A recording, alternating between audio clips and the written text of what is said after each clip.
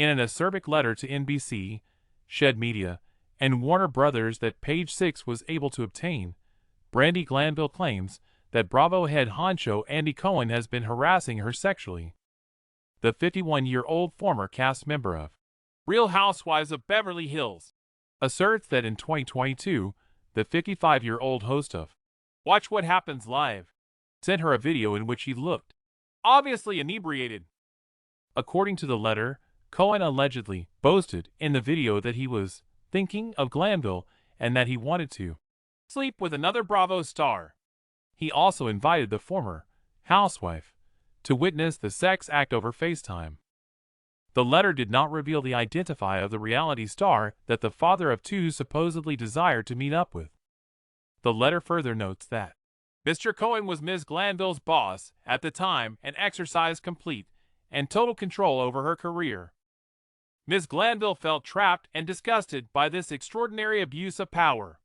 It is unfathomable that Mr. Cohen is still in his position despite this behavior, which harkens back to the days when NBC News and Matt Lauer put profits before people. In response to the charge on X Thursday, Cohen wrote that the sex joke was meant in jest. He tweeted, "The video clearly shows Kate Chastain and me making jokes to Brandi. It was definitely meant in jest, and Brandi's response made it obvious that she understood the joke. Having stated that, I apologize because it was very inappropriate." Few Bravo celebrities have openly criticized Cohen, and it doesn't seem like any have ever accused him of sexual harassment. But Bethany Frankel, a former cast member of Real Housewives of New York City, has been leading a reality TV reckoning at Bravo, accusing her former boss of demeaning racism on the show. Alum of Real Housewives of Atlanta, Nene Leakes, had previously filed a lawsuit against Bravo, alleging that she was subjected to discrimination due to the color of her skin. However, she later withdrew the lawsuit. During their time together, Kathy Griffin, who had starred on Bravo's My Life on the D-List, and Cohen reportedly fell out when she accused him of providing her drugs and treating her like a dog.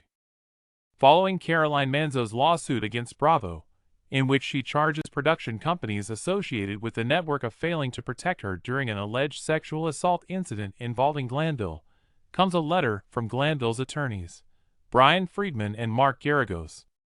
The star of Real Housewives' Ultimate Girls Trip, Morocco, complained in the complaint that, among other things, her co-star had humped her, forcibly squeezed her cheeks together, and mounted her on the couch while they were filming. Glanville has always refuted the accusations leveled against her, stating that the impact from the accusations forced her to join OnlyFans in order to keep her finances afloat. Now, her attorneys are accusing Cohen and the major media conglomerates that produced the Housewives television series of sexual misconduct as well.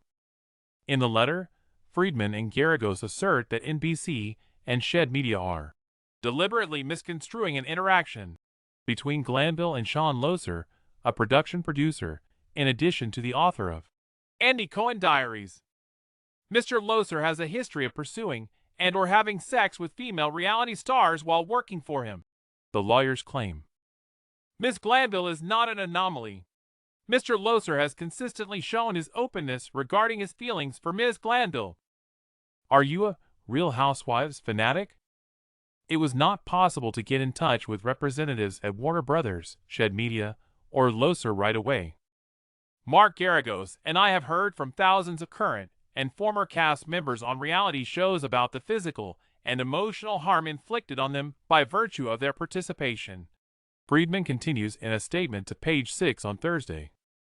NBC, Bravo, Warner Brothers, and Shed Media willfully induce people to suffer in silence, bind them to illegal contracts, and purposefully obscure their legal rights. We are aware that countless innocent victims still haven't come forward with their tales or pursued legal action. We encourage all of them to get in touch with us and join our expanding team as we fight for change in this vile industry, he says in closing. In anticipation of possible legal action, Glanville and her team have requested that Warner Brothers, Shed Media, and NBC keep all records that might be relevant to their case.